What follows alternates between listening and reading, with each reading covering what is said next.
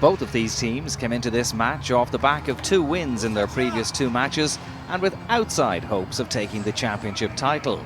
The stats pointed towards an away win, with Wales having beaten the Scots in their last 5 meetings. Indeed, Scotland had only managed 1 win against the Welsh in 10 attempts, and that was back in 2007. Early on in the game, the Welsh scrummage flexed its muscle. Scotland were penalised for 2 early hits before, at the 3rd attempt, the Scottish scrum fell foul of referee Craig Joubert. Lee Halfpenny was never going to miss from under the posts, and it was 3-0 to Wales. Straight from the kick-off, Scotland got right back into it. The Welsh a little over-exuberant, Ryan Jones in particular, and his indiscretion was fully punished when the ever-reliable Greg Laidlaw put the resultant penalty over the bar to make it 3-all. And it got better for Scotland again after 12 minutes when Wales were adjudged offside just outside their own 22. Again, Laidlaw was accurate with his effort on goal, and the home side were ahead for the first time in the match. Halfpenny had a couple of chances to level matters for the Welsh, but unusually for him, his kicks were off target. But then a significant breakthrough for Wales. Scotland had conceded at least 1 try in each of their last 14 matches, and that figure has stretched to 15. The Welsh driving towards the Scottish line from close range, and it was the man who looks like he wouldn't be out of place on stage with Def Leppard, Richard Hibbard, who got over for the Wales opening try and his first ever try for his country. Halfpenny landed a wonderful conversion to put Rob Howley's side 10 points to 6 ahead. But not unlike their performance against Ireland 2 weeks ago, Scotland managed to stay in the game with limited possession. In 27 minutes, it was the Welsh scrum that was penalised by Mr Joubert, and Laidlaw fired over his 3rd penalty of the afternoon to reduce the margin to just 1 point. Scotland were dealt a blow soon after that. Influential second rower Richie Gray suffered what looked like a serious leg injury after making a tackle on the rampaging Hibbard. A big blow to Scott Johnson's side on the day, and putting Gray's hopes of a tour with the Lions in jeopardy.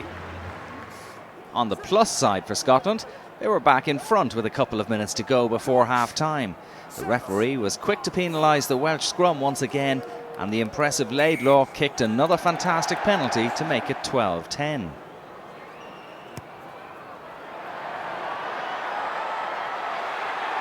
Scotland looking good for a half-time lead, but in first half injury time, Wales nudged back in front when Jim Hamilton gave away an obvious penalty in front of the referee, and significantly right in front of the posts as well.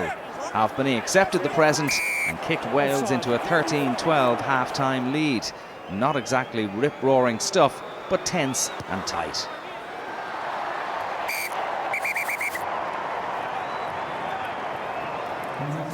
The second half picked up where the first left off with a procession of penalties.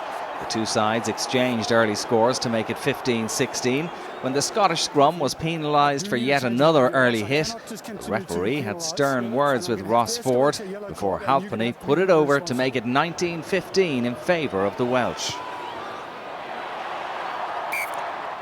Halfpenny added another penalty soon after to extend the Welsh lead to 7 points. But Laidlaw once more brought Scotland back into it after substitute Justin Tipuric was called for being off his feet in the ruck. Laidlaw was efficient, and it was 18-22.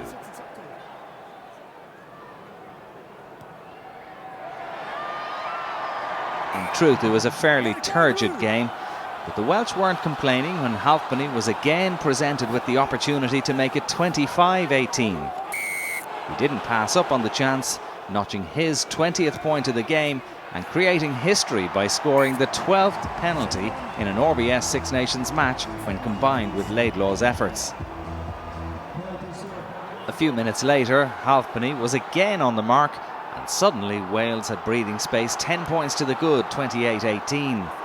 Late in the game, Paul James was sin-binned as Scotland mounted a vain attempt to cross the Welsh line.